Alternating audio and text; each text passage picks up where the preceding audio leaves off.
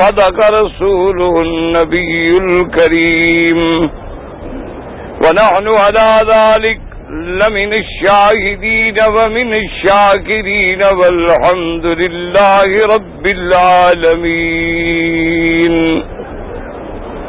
رب اشرح لي صدري ويسر لي أمري واحلل عقدة من لساني يفقهوا قولي سبحانك لا علم لنا إلا ما علمتنا إنك أنت العليم الحكيم.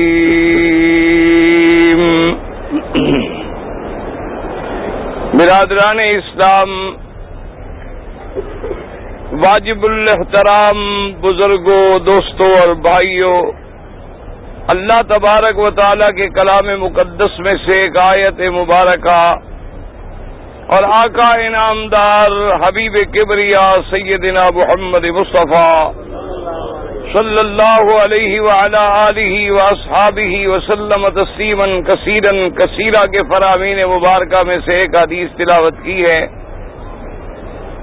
دعا فرمائیں کہ اللہ تبارک و تعالی اس عاجز کو صحت عافیت کاملہ دائمہ اور حق بات بیان کرنے کی توفیق عطا فرمائیں. اللہ تبارک و تعالی تمام حاضرین اور آنے والوں کی ہر بیماری، پریشانی، مشکل رہنے اور سب دور فرمائیں. تمام آنے والوں کی حاضری، حج، زیارت، عبادت، صدقات، خیرات منظور و مقبول فرمائیں. میں نے اپنے معروضات میں عرض کیا تھا کہ اللہ تبارک و تعالی نے ساری کائنات میں یہ دو مقام جو ہیں ایسے چن لیے ہیں کہ ان کا کوئی مقابلہ نہیں کر سکتا. ایک تو ہمارا عقیدہ ہے، ہمارا تو ایمان ہے الحمدللہ کہ ساری دنیا میں افضل جو ہے وہ مکہ اور مدینہ ہے. یہ تو ہم مسلمان ہیں، ہمارا عقیدہ ہے.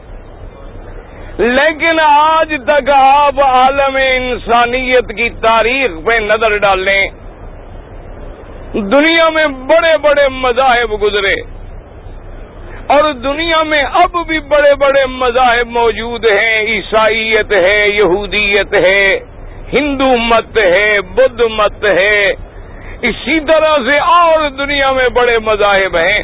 اور ہر مذہب والوں نے اپنی عبادت خانوں کو، اپنے مراکز کو بڑی شہرت دی، ترقی دی، مقابلے کیے، لیکن کوئی مکہ مدینہ کا مقابلہ نہ کر سکا. کوئی ایسا مقام ہے ایمان سے کہیں جہاں کوئی مثال ہو کہ 25 لاکھ آدمی رمضان میں، 30 لاکھ آدمی حج میں خرچ بھی کرے، پیسے بھی بھرے، تکلیفیں بھی برداشت کرے، بچے بھی چھوڑے، دھکے بھی کھائے، پھر بھی آ رہا ہے. کوئی دعوت نامہ پہنچا ہے، کوئی ہمارے استقبال کے لیے آگے بلا آدمی کھڑے ہوتے ہیں، کوئی زبان بھی نہیں سمجھتا، اترتے ہیں بیچارے. ہم پانی مانگیں گے وہ روٹی دیں گے، ہم روٹی مانگیں گے وہ پانی دیں گے، ہم جگہ مانگیں گے وہ دھکے دیں گے، ہم دھکے مانگیں گے تو کہیں بیٹھ جاؤ. یعنی کام ہی الٹا ہے. لیکن سب کچھ قبول ہے. ایک تمنا ہے کہ مولا زندگی میں مکہ دکھلا دے، مدینہ دکھلا دے. کوئی دنیا کا تاریخ مقابلہ نہیں کر سکتی. اسی ضمن میں نے عرض کیا تھا کہ اللہ نے جو اپنے مدنی پاک کے لیے حضور کی نبوت سے پہلی زندگی جو ہے، پیدا ہونے سے لے کر 40 سال، نبوت ملنے کے 13 سال بعد 53 سال کی زندگی مکے میں گزری اور باقی 10 سال جو ہیں وہ مدینہ منورہ میں گزرے. مجموعی زندگی 63 سال ہے یا بعض روایات میں 65 سال ہے. اللہ تبارک و تعالی نے میرے مدنی کا مبدا، میرے مدنی کا مولد، میرے مدنی کا بچپن، میرے مدنی کی جوانی، میرے مدنی کا نزول وحی کا زمانہ، میرے مدنی پہ جبریل کا اترنا، میرے مدنی کا اعلان توحید کرنا، میرے پاک نبی کا دعوت دینا، اس کے لیے مکے کو چن لیا، اور میرے نبی کا نماز جاری کرنا، شریعت نافذ کرنا، پوری دنیا میں اسلام پھیلانا اور قیامت تک کے لیے ڈیرا لگانا، اس کے لیے مدینے کو چن لیا۔ یہ اللہ کی شان ہے، اللہ جسے چاہے نواز دے۔ یعنی ابتدا کہاں سے ہوئی؟ یعنی ذرا غور کریں، میرے مدنی کی زندگی کی ابتدا کہاں سے؟ مکہ سے، اور انتہا کہاں ہے؟ مدینے میں۔ یعنی پھر شان بھی دیکھیں، مکے میں بھی میم ہے، مدینے میں بھی میم ہے، اور میرے مدنی کے نام محمد میں بھی۔ یہ اللہ نے 3 میم کیسے جوڑ دیے ہیں؟ کہہ دو نا صلی اللہ علیہ وسلم۔ درود شریف نہیں پڑھو گے؟ درود شریف پڑھو گے تو رحمت ہوگی۔ اللہ مجھے کچھ کہنے کی توفیق بخشیں گے۔ ایک تو حاجی درود نہیں پڑھتا، ایک دعا نہیں کرتا۔ پتہ نہیں حاجی کے پیسے لگتے ہیں، خرچ ہوتا ہے بلا، تو درود پڑھا کرو، ایک دعا کیا کرو۔ اچھا، اور دونوں اب جناب اس کی ایک اور نظر ڈالیں کہ مکے کی زندگی پہلے کیسی تھی۔ آپ کو پتا ہے مکی زندگی پہلے جب ابراہیم علیہ السلام سے پہلے کیسے تھی؟ بواد غیر ذی زرع، ایک ایسی وادی جس میں کوئی آبادی نہیں، پانی نہیں، کوئی سبزہ نہیں، کوئی ذریعہ نہیں زندگی گزارنے کا، بے آب ہو گیا وادی، کالے کالے پہاڑ، اور درمیان میں ایک ٹیلا جس کا پتہ بھی کسی کو نہیں، جہاں پانی کا قطرہ نہیں ملتا۔ اس لیے میں کہتا ہوں کہ تم تو خوش نصیب ہو، آج سے ذرا 20 سال 30 سال 15 سال پہلے اپنے بزرگوں سے پوچھو کہ یہاں زمزم کا ایک گلاس 5 روپے میں بھی نہیں ملتا تھا۔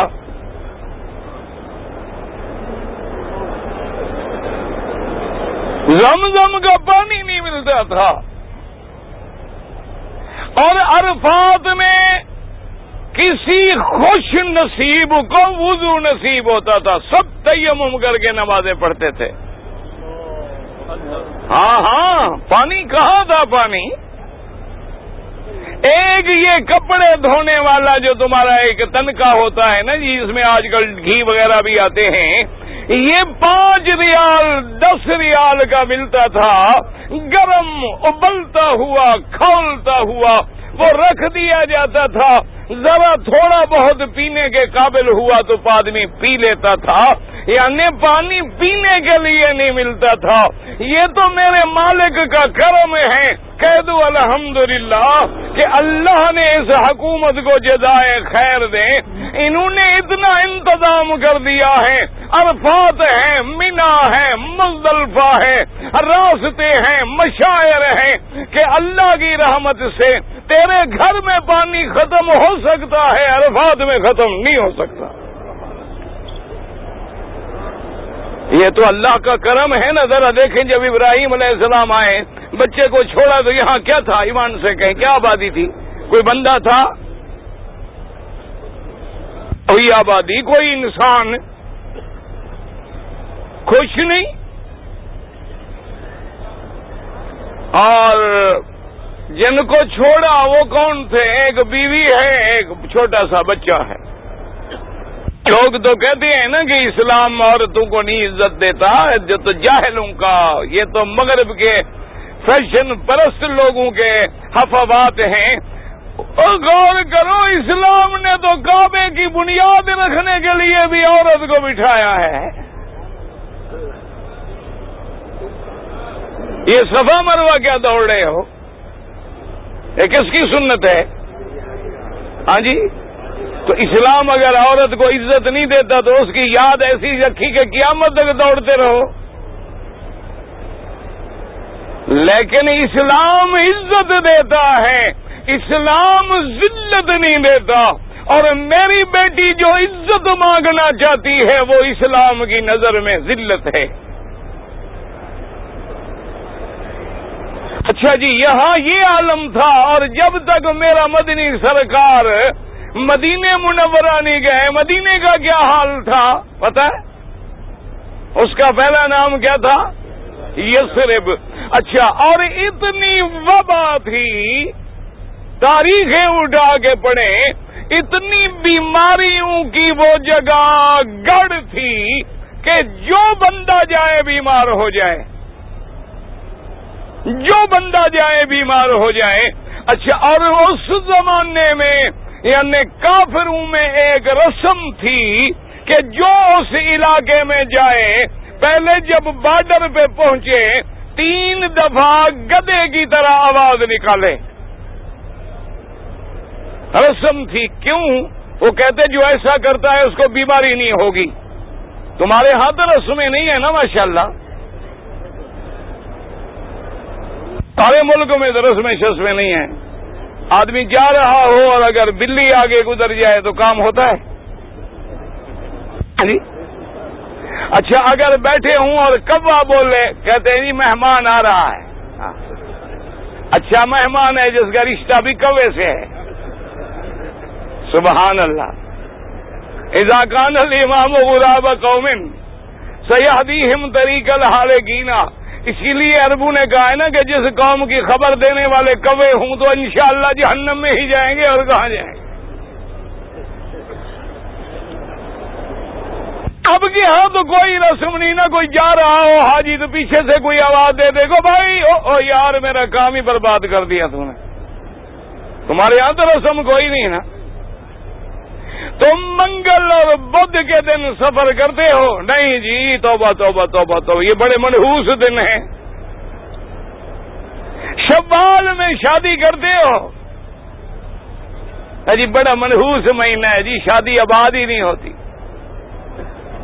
اللہ کے بندے، یہ کافروں کی رسمیں ہیں، سمجھو مسئلے۔ یہ ساری رسمیں جو ہیں کافروں کی ہیں۔ کافروں کے بعد یہودیوں میں آئیں، یہود کے بعد ہندو میں آئی، اور ہندو کے بعد بدقسمتی سے تیرے اندر آ گئیں۔ ورنہ منگل کے پیدا کرنے والا بھی وہی رب ہے، اور جمعہ کے پیدا کرنے والا بھی وہی رب ہے۔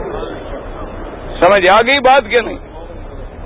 اگر کوئی بچہ منگل کو پیدا ہو تو ہم پھینک دیں گے، اگر بدھ کے دن بچہ پیدا ہو تو پھینک دیں گے، اگر شوال میں کوئی پیدا ہو تو پھینک دیں گے کہ یہ کوئی مہینہ منحوس نہیں، کوئی دن منحوس نہیں۔ تمام دنوں کا خالق کون ہے؟ اللہ ہے۔ تمام مہینوں کے حکم مقرر کرنے والا کون ہے؟ اللہ ہے۔ اب دیکھیں کہ مدینہ منورہ حضور کے جانے سے قبل، حضور کی ہجرت سے قبل، سرکار دو عالم کے وہاں جانے سے قبل کیا تھا؟ یثرب تھا، بیماریوں کا گڑھ تھا، اور جو بندہ جائے بیمار، حتیٰ کہ جب میرے پاک نبی سرکار دو عالم صلی اللہ علیہ وسلم کے صحابہ پہنچے، حضور پہنچے، بی بی عائشہ فرماتی ہیں کہ سارے صحابہ بیمار ہو گئے، اور میں حضرت بلال کی عیادت کرنے کے لیے گئی کہ حضرت بلال حضور کے خادم تھے، پردے کا حکم نہیں جاری ہوا تھا۔ میں حاضر ہوئی، میں نے کہا کیف تجد یا بلال، بلال تیرا کیا حال ہے؟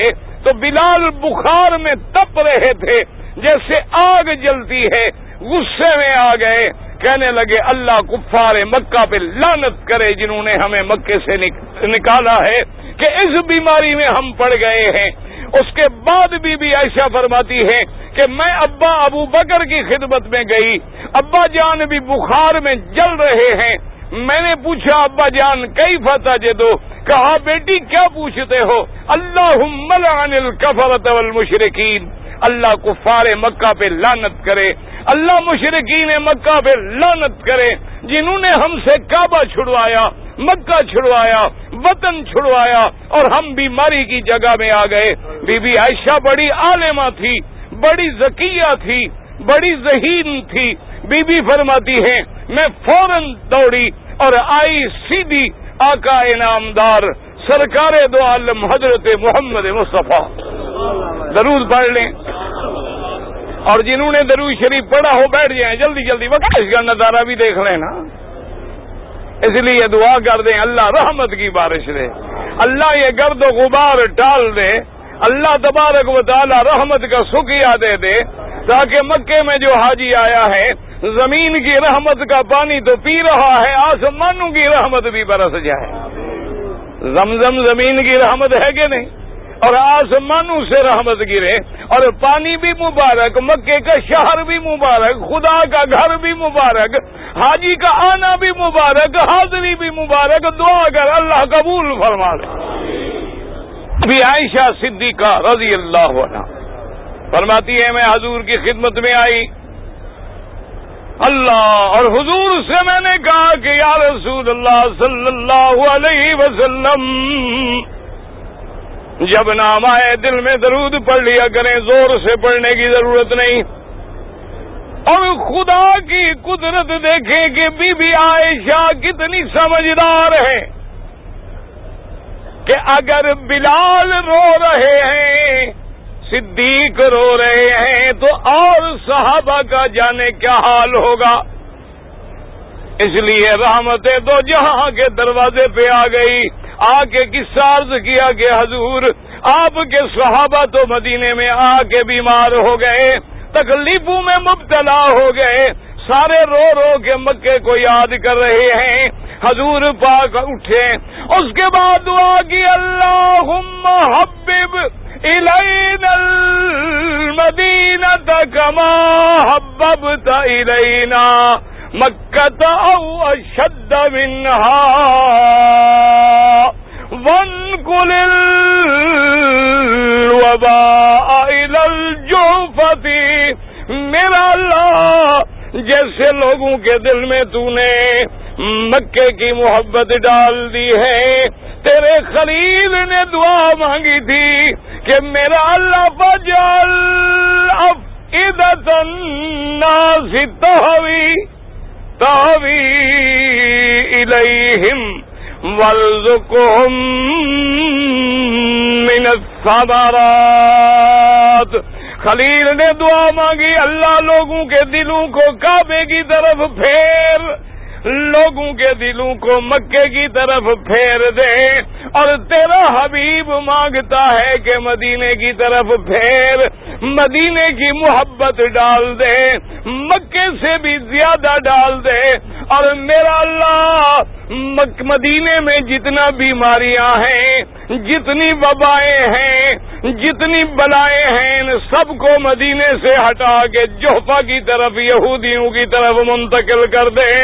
صحابہ کہتے ہیں اس کے بعد حضور نے حکم دیا کہ کوئی آدمی گھبرانے کی ضرورت نہیں ہے، بلکہ اپنی انگلی سے ایسے لب لگا لے اور مدینے پاک میں جہاں ہے وہاں مٹی پہ ہاتھ لگا لے اور پڑھ لے بسم اللہ بتربت ارضنا بریقت بعضنا اللہ یشفی سقیمنا، کہ یا اللہ اس کی برکت سے ہمیں شفا عطا فرما. صحابہ کہتی ہیں حضور کی دعا کی دیر تھی کہ بیماریاں بھی ٹل گئیں، وبائیں بھی ٹل گئیں. اب صرف صحابہ نہیں بلکہ اللہ نے مدینے کی فضا کو بھی شفا والا بنا دیا. اللہ اکبر. اللہ سے دعا کر اللہ ہمیں بھی حضور کا، حضور کے شہر کا ادب نصیب کر. یہ شان والا شہر ہے، اس لیے امام مالک رحمت اللہ علیہ فرماتے ہیں مکے سے بھی افضل. پوچھا کیوں؟ نے کہا مکے والوں نے تو توحید سن کے کانٹے بچھائے،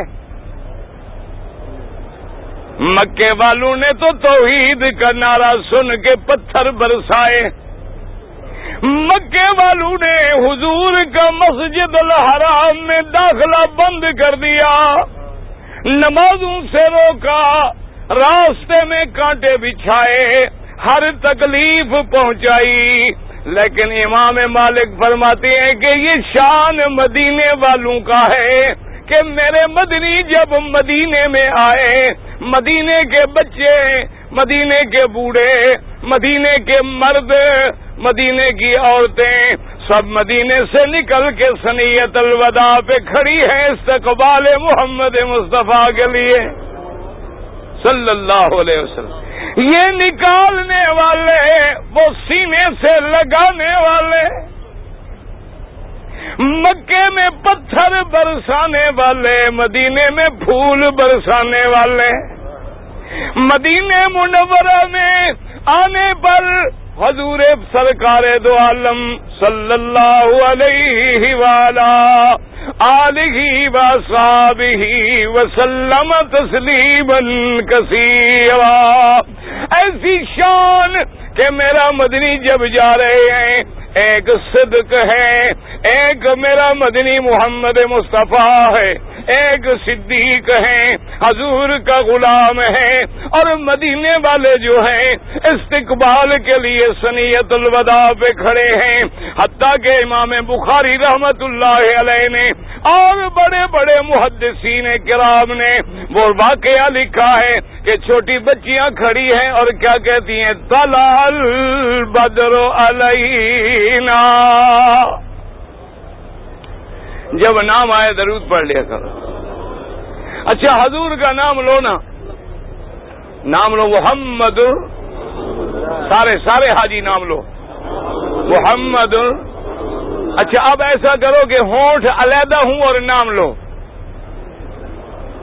لے سکتے ہو؟ وہ تو نام ایسا پیارا ہے کہ بغیر بوسے کے نکلتا ہی نہیں، ٹھیک ہے کہ نہیں؟ بغیر بوسے دیے ہوئے نام لے سکتے ہو؟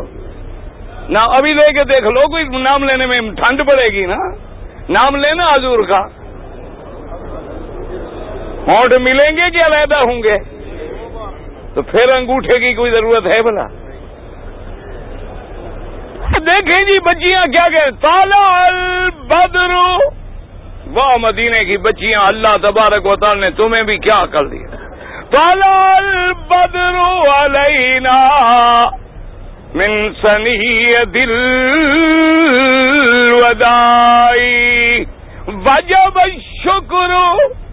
وجب الشکر علینا ما دعا للہ داعی۔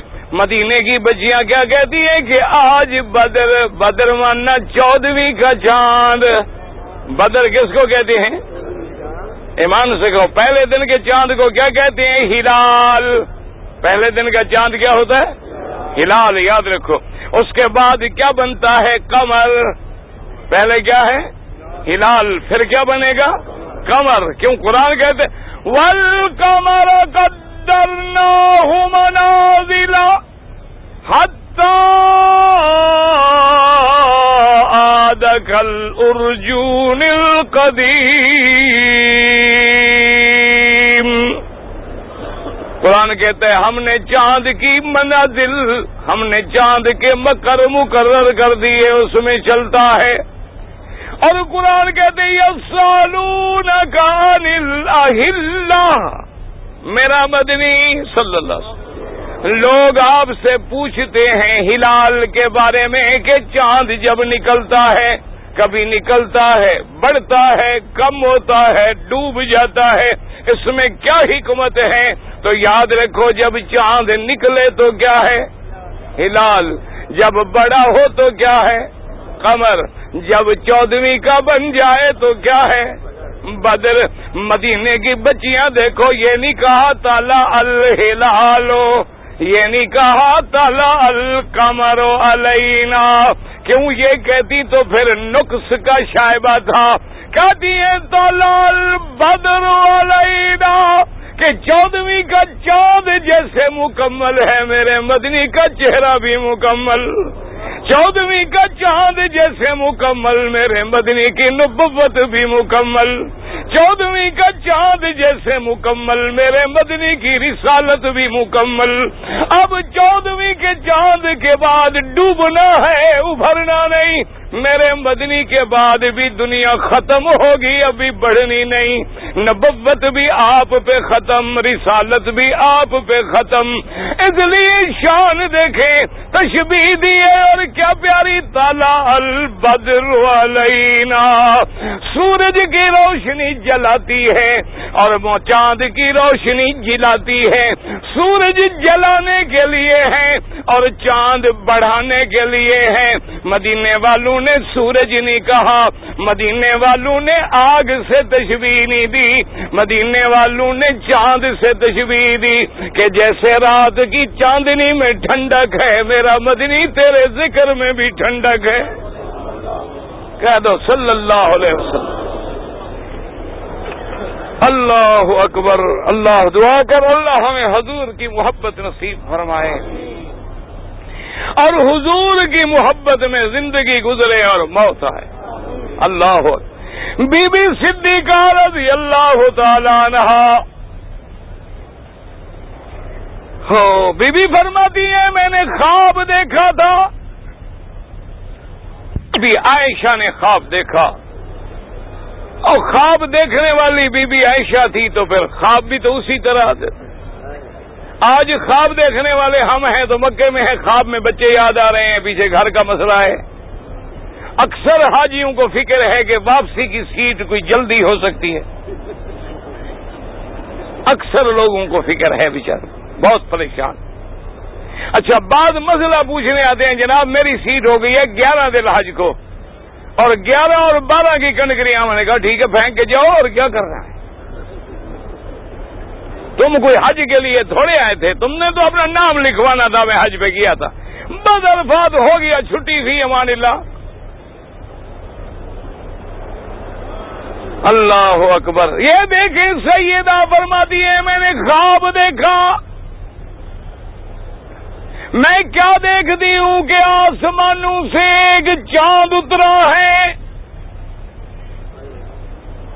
چاند اتر کے میرے گھر میں، میرے حجرے میں، بی بی عائشہ کا حجرہ پتہ ہے کون ہے؟ جہاں اب میرے مدنی پاک کا روضہ ہے، جہاں سرکار دو عالم کی قبر مبارک ہے، یہ حجرہ کس کا ہے؟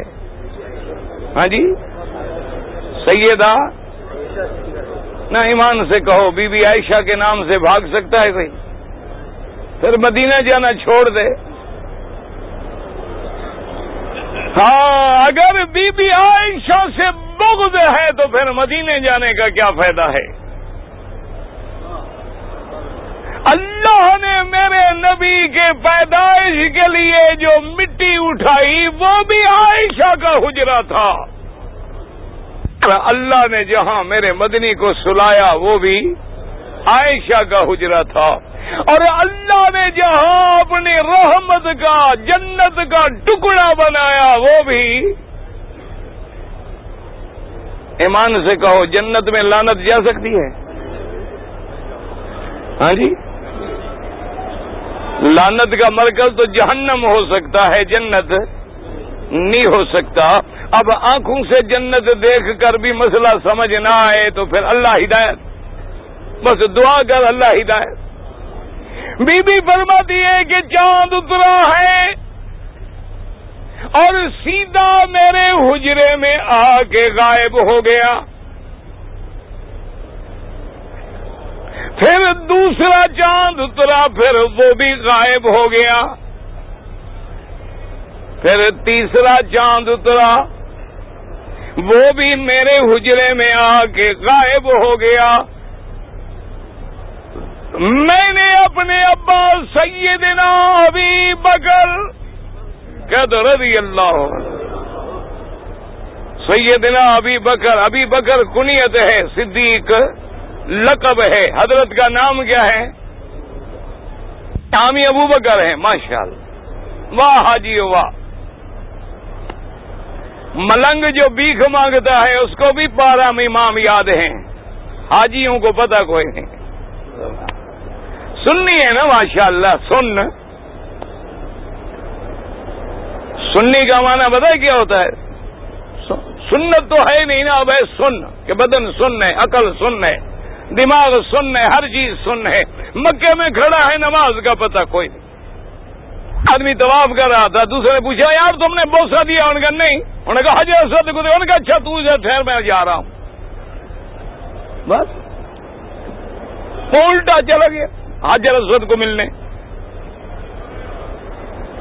پتہ ہی کوئی نہیں کہ طواف کیا ہے، نماز کیا ہے، قرآن کیا ہے، حج کیا ہے، روزہ کیا ہے، اللہ نے ہمیں یہاں کیوں اکٹھا کیا ہے، کیوں مکے بلایا ہے، مدینے میں جائیں گے مدینے منورہ کا مقام کیا ہے، بس ایک یاد ہے دماغ میں، اور 40 نمازیں پڑھنی ہیں لیکن 41ویں پھر نہیں پڑھنی۔ بس 40 پوری ہو گئی، گل ختم۔ لیکن حاجیہ ایک مسئلہ یاد کر لو، اللہ کے کعبے میں سن لو، جو بندہ ایک نماز مکے میں مدینے میں جان بوجھ کے چھوڑ دے، حج کرنے کا کوئی فائدہ نہیں۔ سمجھ آ گئی بات؟ ایک نماز، ایک نماز چھوڑنے والا جان بوجھ کے بغیر عذر کے، امام احمد ابن حنبل رحمت اللہ علیہ جن کی فقہ یہاں چلتا ہے اور جو بہت بڑے امام ہیں،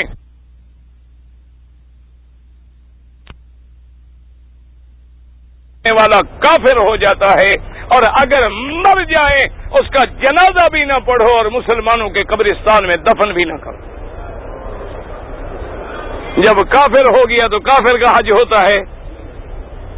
امام احمد ابن حنبل رحمت اللہ علیہ، شیخ الاسلام ابن تیمیہ رحمت اللہ علیہ، شیخ الاسلام ابن القیم رحمت اللہ علیہ اور بڑے بڑے ائمہ کرام نے فتویٰ دیا ہے کہ جس بندے نے ایک نماز چھوڑ دی ہے، اگر عورت نے چھوڑی یا خامد نے چھوڑی، دونوں میں ایک نے چھوڑی تو ایک کافر ہو گیا، نکاح بھی ختم ہو گیا، آئندہ میاں بیوی ملیں گے تو زنا ہے اور اولاد جو پیدا ہوگی وہ حرامی ہے۔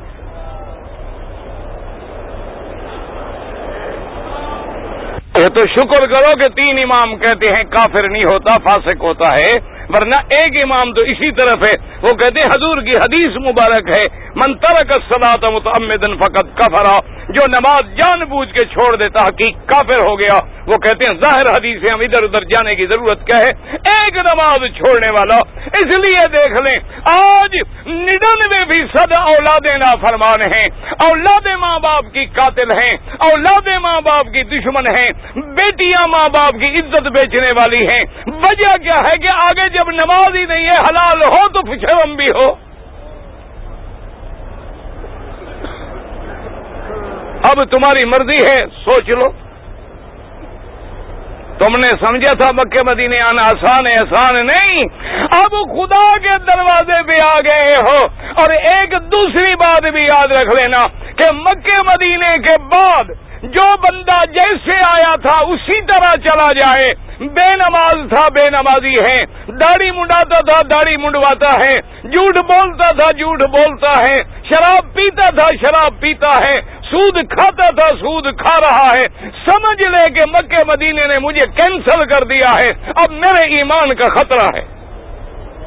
اس لیے دعا کر اللہ ہماری حاضری قبول فرمائے، اللہ ہر آنے والے کے دامن رحمت سے بھر دے، اللہ کسی کو خالی نہ فرمائے، اور اللہ ہر بندے میں اسلام کا انقلاب پیدا کر دے کہ واپس جب جائیں تو پتہ لگے، لوگ دیکھ کے سمجھیں گے یار یہ مکے مدینے سے آیا ہے۔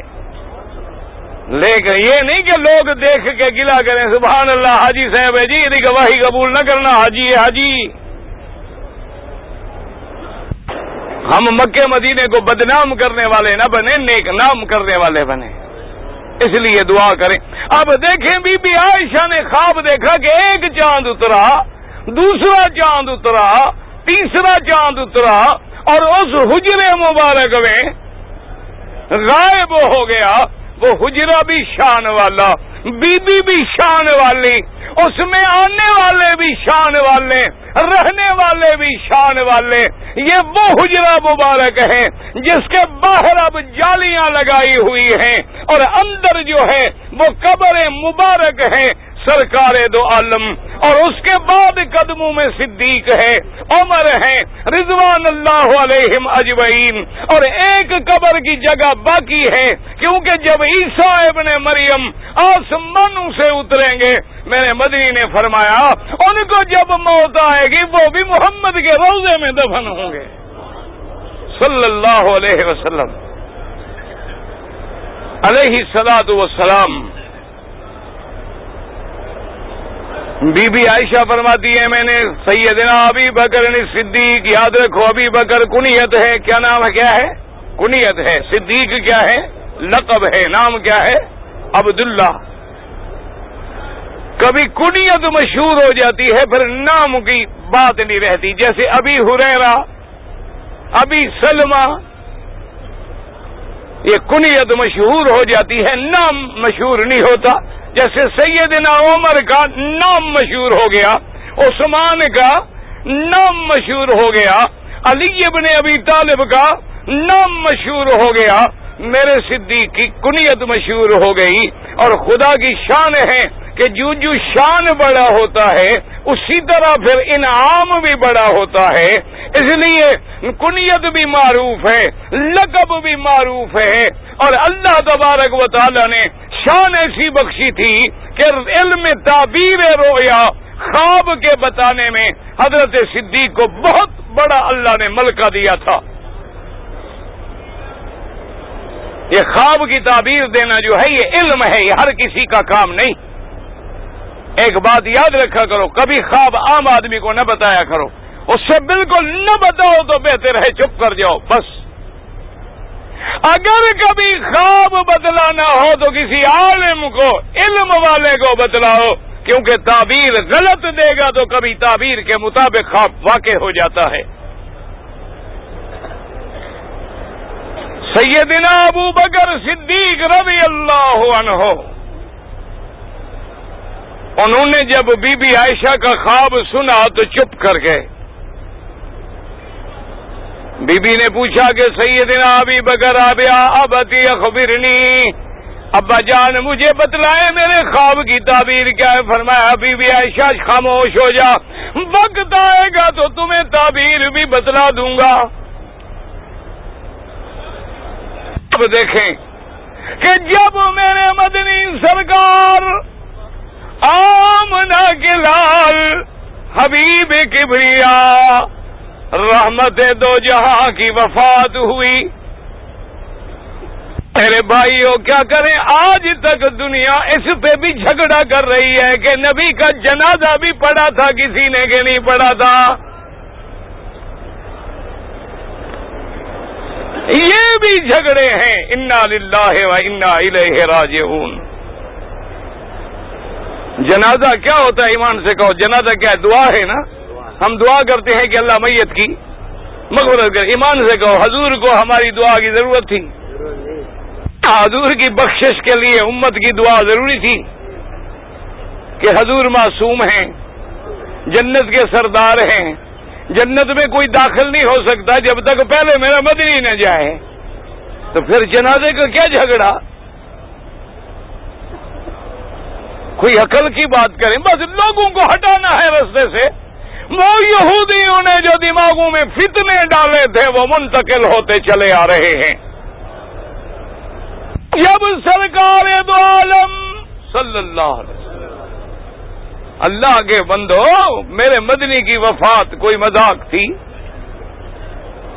صحابہ کہتے ہیں کہ واللہ ما رأینا اضواء یوم، کہتے ہیں خدا کی قسم ہے ہم نے ایسا روشن دن نہیں دیکھا تھا اس دن سے جس دن مدنی مدینے آیا۔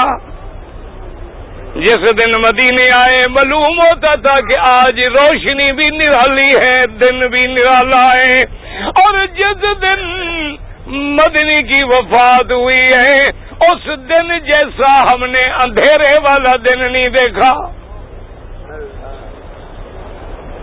اب سیدنا آمنہ کے لال سرکار دو عالم صلی اللہ علیہ وسلم میرے مدنی پہ جب وفات آئی، صحابہ نے کسی نبی کی وفات نہیں دیکھی، کسی پیغمبر کی وفات نہیں دیکھی، اب حیران بیٹھے ہیں کہ کیا کریں، حضور کو غسل دے تو کیسے دیں، دفن کریں تو کیسے کریں، حضور کی قبر مبارک بنائیں تو کیسے بنائیں، کیونکہ پہلے تو ان کے ہاتھوں میں کسی نبی کا کوئی واقعہ نہیں گزرا۔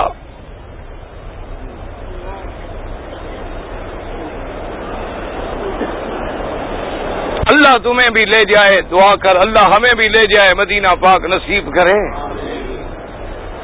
اللہ یہ کوئی معمولی شرف ہے جہاں مزار ہو محمد مصطفیٰ کا؟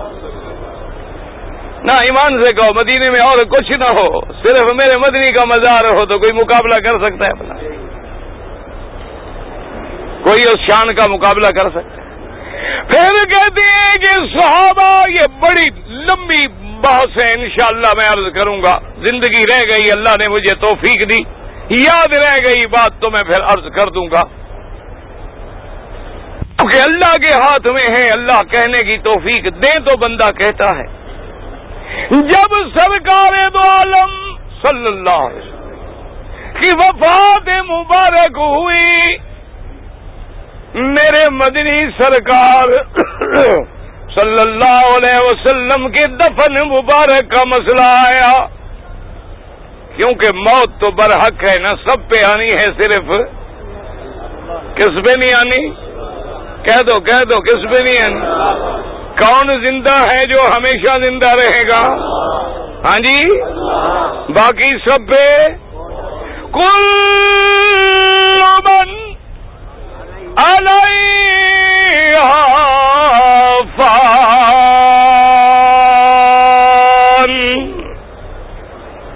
وَيَبْقَى وَجْهُ رَبِّكَ ذُو الْجَلَالِ وَالْإِكْرَامِ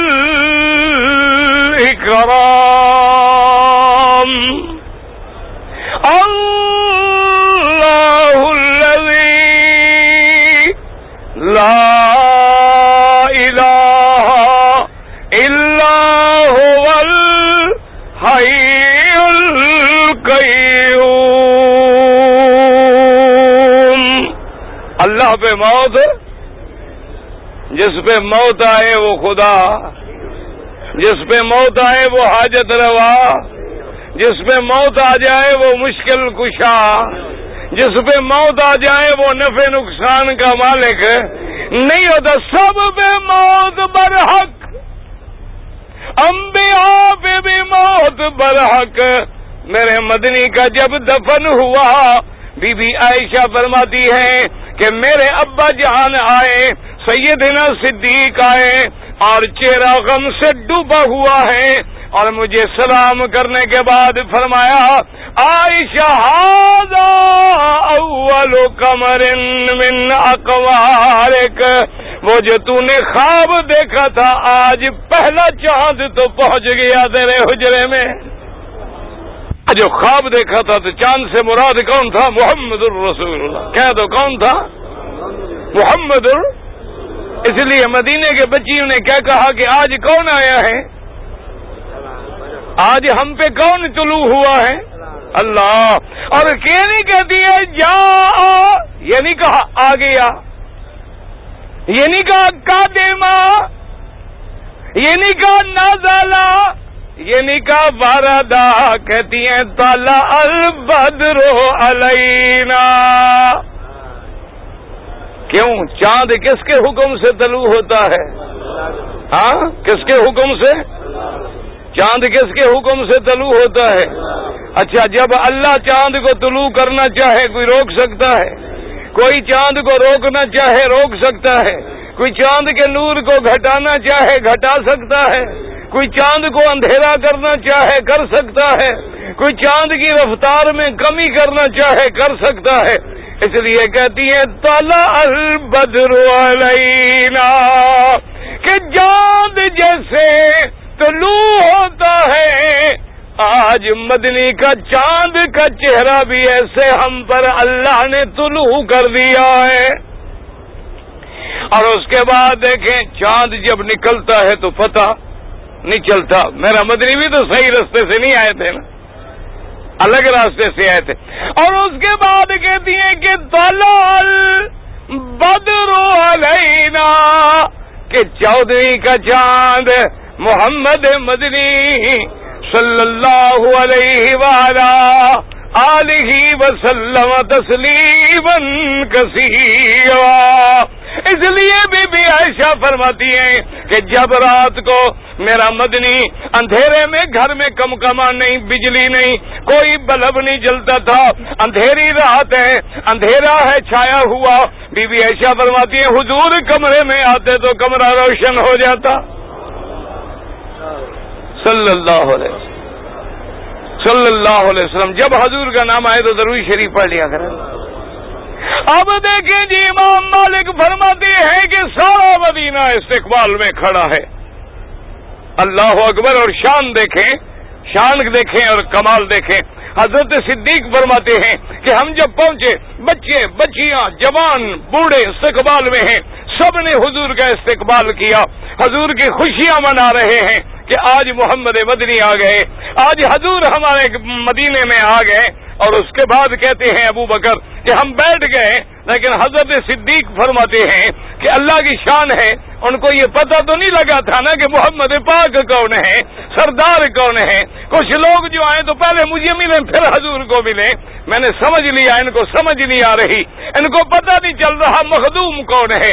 کہتے ہیں ایک طرف سے سورج آ رہا تھا، میں کپڑا لے کے ایسے سایہ بنا کے کھڑا ہو گیا تاکہ لوگ سمجھ جائیں یہ خادم ہے، وہ مخدوم ہے، یہ تو ملازم ہے، یہ تو ساتھی ہے، یہ تو وزیر ہے، اصل سردار تو محمد مصطفیٰ ہے. اچھا لوگوں نے کہا وجہ کیا ہے، کیوں لوگوں کو دھوکہ ہوا؟ انہوں نے کہا چونکہ وہ بھی قریش ہیں، وہ بھی قریش ہیں، وہ بھی مکے سے آئے، وہ بھی مکے سے آئے، وہ بھی ہجرت پہ آئے، وہ بھی ہجرت پہ آئے، غار میں کٹھے، سفر میں کٹھے، ہر جگہ پہ کٹھے. اس نبی کے قرب کا، اس صحبت کا، اس رنگ کا صدیق پہ رنگ چڑھ گیا.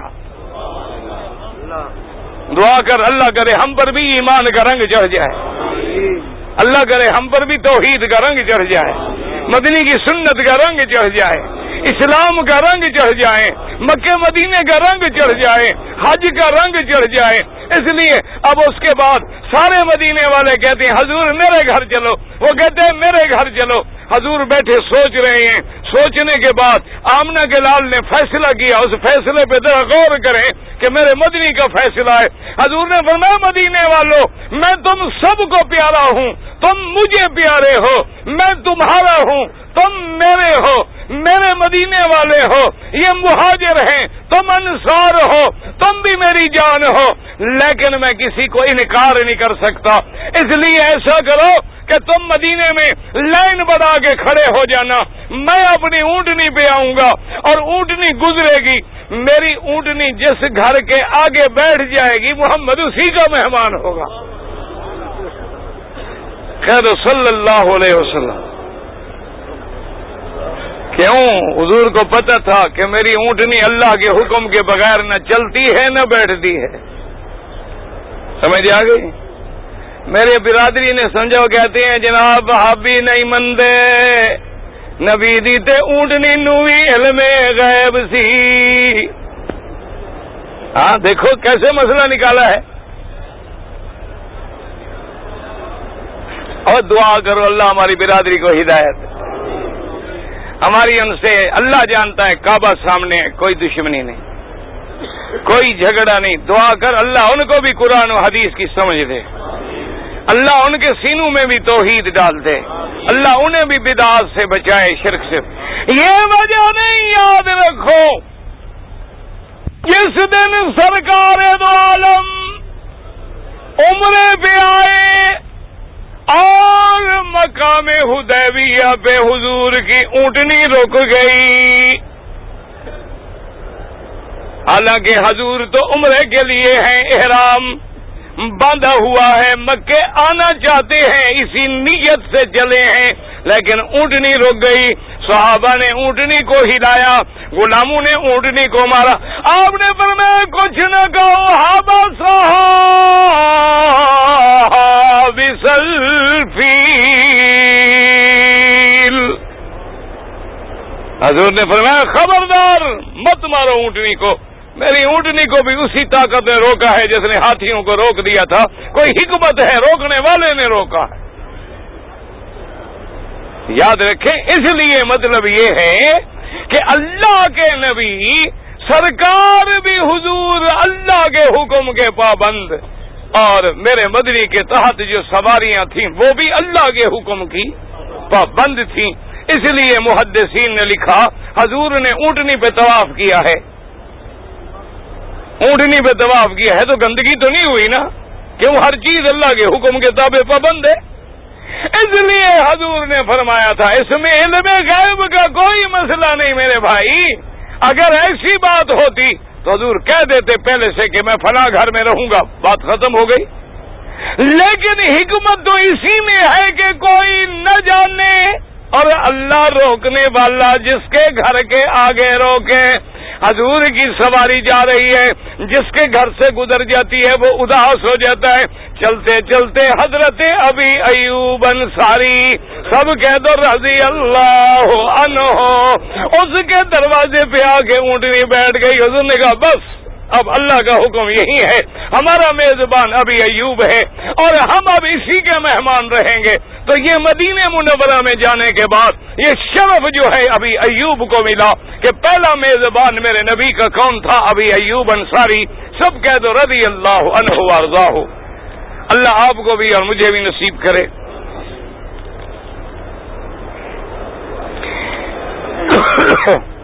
حضور سرکار دو عالم کے روضے پہ جانے کے بعد صلاۃ و سلام پڑھیں. ایک صحیح حدیث مبارک میں آتا ہے کہ جب صلاۃ و سلام پڑھے جاتے ہیں اللہ اپنے پاک نبی کو سنواتے ہیں. اگر تمتع کرنے والا حاجی قربانی مینا میں کرے، مکے میں کرے، سارے حد حرم میں جہاں مرضی آئے کرے، مینا ضروری نہیں.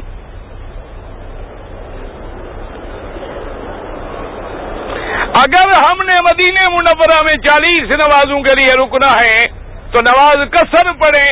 اگر علیحدہ پڑھو تو قصر پڑھو، ورنہ تو نماز امام کے پیچھے جماعت کے ساتھ پڑھو، ورنہ 40 نمازیں پڑھنے کا فائدہ.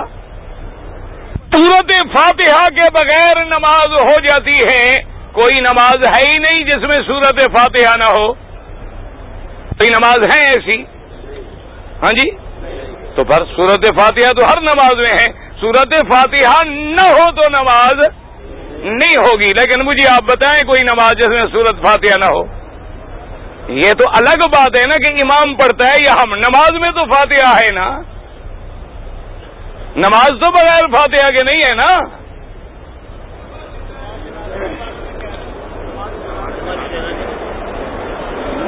داڑھی جو ہے جناب والا، یہ داڑھی ہے، یہ جو ہے نا لوہا، اس کو کہتے ہیں داڑھی. ایک مشت کا ہونا جو ہے ائمہ اربعہ کے نزدیک واجب ہے.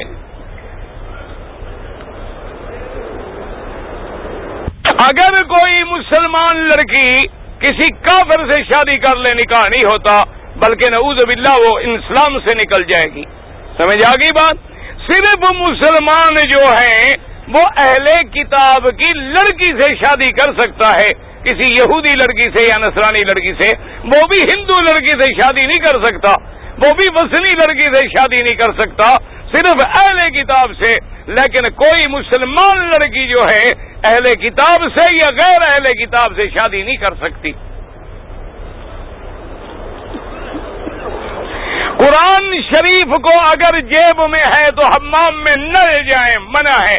قرآن باہر رکھیں، گندی جگہ پر حمام میں لے کے جانا منع ہے. شوہر نے غصے میں آ کر بیوی سے کہہ دیا کہ میں تیرا باپ کچھ نہیں ہوتا، باپ نہیں بنتا. شوہر شوہر ہی رہتا ہے. ویسے کہنا نہیں چاہیے. سمجھ آ گئی بات؟ ایسی گندی بات نہیں کرنی چاہیے.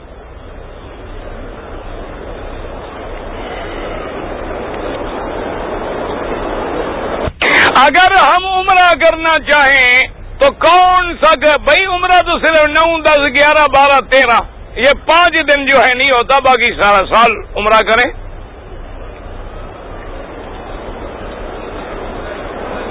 کہتے جی عمرہ کرنے کے بعد جیسے اب لوگ آ رہے ہیں عمرہ کر کے فارغ ہو گئے تو کیا وہ اپنی بیوی سے مل سکتے ہیں؟ کیوں نہیں مل سکتے ہیں؟ مکے میں ملنا منع ہے بیوی سے نہ. یہ مکے مدینے میں جو لوگ پیدا ہوتے ہیں یہ بغیر ملے ہوئے پیدا ہو رہے ہیں.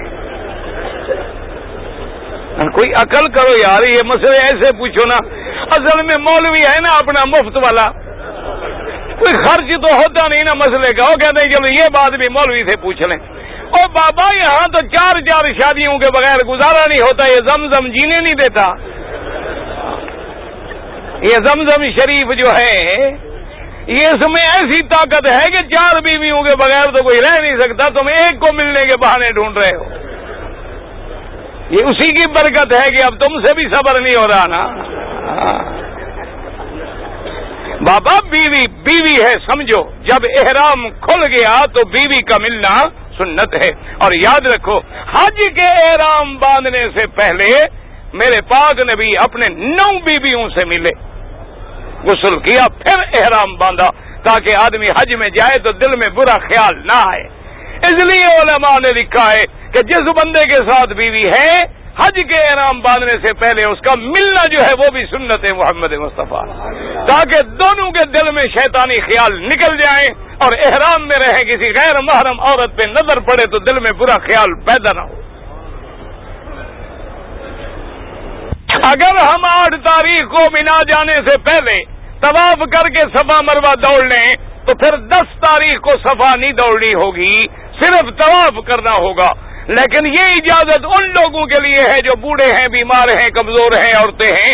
ہر جوان تندرست کے لیے نہیں ہے کہ چلو پہلے سے اتارو سر سے بوجھ. افضل یہ ہے کہ 10 کو آگے طواف زیارت بھی کریں اور صفا مروہ بھی. اور مسئلہ سمجھو اللہ کے بندے, طواف ہی مشکل ہوتا ہے, صفا تو مشکل نہیں, 1 وے ٹریفک ہے اور پھر ڈبل ہے, اوپر بھی ہم دوڑ سکتے ہیں. تو اصل تو طواف ہے. اچھا 2 دفعہ رگڑا کیوں بھگتو؟ ایک 8 کو بھگتو, ایک 10 کو بھگتو. 8 کو تمہارا کیا خیال ہے حرم خالی پڑا ہوگا؟ تو وہی ایک دفعہ کیوں نہ بھگتیں کہ 10 کو آگے طواف بھی کریں اور صفا مروہ بھی دوڑیں. لوگ 2 دفعہ تکلیف کریں گے.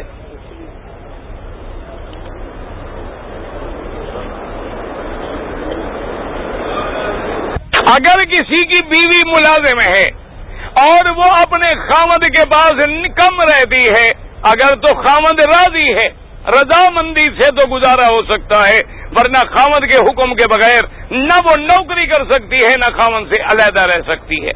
ہاں خاوند راضی ہے, غریب ہیں, وہ کہتے ہیں جی گزارا نہیں ہوتا, چلو بیوی بھی نوکری کرتی ہے, میں بھی مزدوری کرتا ہوں, تب جا کے گزارا ہوتا ہے. اگر شوہر راضی ہے اور بیوی عزت کا احساس رکھتی ہے پھر وہ کر سکتی ہے نوکری. لیکن اگر خاوند کہے کہ نوکری نہیں کرنی تو عورت نہیں کر سکتی. یعنی آپ اندازہ کریں, خاوند کہے حج پہ نہ جاؤ, اسلام کہتا ہے نہ جاؤ. خاوند کہتے ہیں نفلی روزہ نہ رکھو, عورت روزہ نہ رکھے.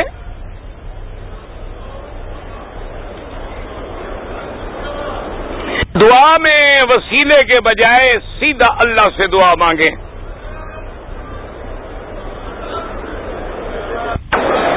کہتا ہے جی کہ سورج ڈوبنے کے بعد روزے میں افطار کرنا جو ہے میرے سرکار دو عالم کا حکم ہے کہ میری امت پر یہ لازم ہے کہ سورج ڈوبنے کے بعد فوراً افطار کریں.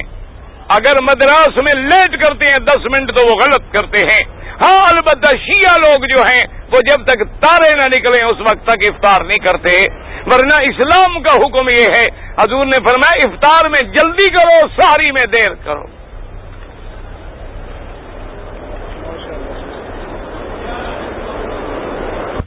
اگر احرام کا کپڑا باندھ کے نیت کرنے سے پہلے ہم لبیک پڑھ لیں, وہی لبیک کی تو نیت ہوتی ہے, اور نیت کو بھی سینگ ہوتے ہیں اللہ کے بندے. وہی جب لبیک ہم پڑھتے ہیں نا, لبیک اللہم لبیک, یہی تو نیت ہے.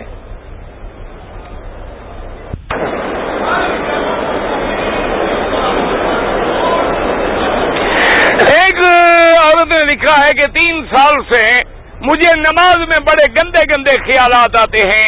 یاد رکھو میری بیٹی, نماز میں اگر گندے خیال آئیں یہ دلیل ہے کہ تمہارا ایمان کامل ہے اور تم اللہ کے زیادہ قریب ہو رہی ہو, کیونکہ نماز میں وسوسہ آتا اسی کو ہو جس کا ایمان مضبوط ہوتا ہے. حضرت صدیق رضی اللہ تعالیٰ عنہ سے ایک یہودی نے پوچھا تھا, اس نے کہا کہ حضرت صدیق ہم یہودی عبادت کرتے ہیں، ہماری عبادت میں کوئی ہمیں وسوسہ نہیں آتا، لیکن مسلمان نمازیں پڑھتے ہیں ان کو وسوسے آتے ہیں۔ حضرت صدیق نے فرمایا 2 کمرے ہوں، ایک میں ہیرے جواہرات سونا چاندی ہو، ایک کمرہ خالی ہو تو ڈاکو کس کمرے میں داخل ہوگا؟ انہوں نے کہا جہاں ہیرے، انہوں نے کہا تمہارا دل ایمان سے خالی ہے، شیطان کیا کرنے آئے؟ اسے ضرورت ہی نہیں تمہیں گمراہ کرنے کی، اس کو پتا ہے کہ تم تو جہنمی ہو، وہ تو وہاں ڈاکہ مارتا ہے جہاں ایمان ہے، جہاں اللہ رسول ہے۔ اس لیے اگر دل میں خیال آئے برا تو کوئی برا نہیں، تم خوش ہو کہ میں اس مقام پہ پہنچ گئی ہوں۔ اچھا ایک علاج ہے میں تمہیں بتاتا ہوں کہ اگر 2 رکعت پڑھے ہو نا، شیطان وسوسہ ڈالے، سلام پھیر کے 2 رکعت اور پڑھ لو، پھر اور ڈالے، پھر اور پڑھ لو، بھاگ جاتا ہے۔ وہ کہتے ہیں گل ہی نہیں چھٹتا ہی نہیں، ایسے اور پیچھے پہ آ گیا۔ وہ کہتے ہیں چھوڑو یار وہی 2 پڑھے، ایسا تو ہو جتنا میں چھیڑوں گا یہ اور شروع کر دیتا ہے، جتنا میں اس کو خراب کرتا ہوں یہ اور نماز شروع کر دیتا ہے، وہ اس کو ہی 2 ہی پڑھنے دو۔ وہ ایک دفعہ مثال ہے نا جی، ایک اللہ والے کی تہجد چھوٹ گئی تو وہ سارا دن روتے رہے، نفلیں پڑھتے رہے۔ دوسری رات جب سوئے ہوئے تھے، ابھی تہجد کو دیر تھی، آدھا گھنٹہ پہلے کسی بندے نے یوں آگے جگایا تو جلدی سے اٹھے، انہوں نے کہا شیطان ہو لعین؟ انہوں نے کہا ہاں۔ انہوں نے کہا آج تم تہجد کے، انہوں نے کہا سارا دن جو نفلیں پاڑ کے میرا مار دیا تم نے۔ میں نے کہا وہی تہجد پڑھے جان چھوڑے۔ میں اپنی والدہ کی طرف سے عمرہ کرنا چاہتا ہوں، بالکل کریں، والدہ، والد، باپ، دادا سب کے لیے، بلکہ جو آدمی اپنی والدہ کے لیے، والد کے لیے عمرہ حج کرتا ہے اللہ اس کو 10 حجوں کا ثواب دیتے ہیں۔ اگر آب زمزم کا پانی چائے بنائیں، آگ پہ گرم کریں، بھئی آگ پہ حاجی کو گرم کرنا جائز ہے تو زمزم کا کیا حرج ہے؟ ٹھیک ہے کہ نہیں؟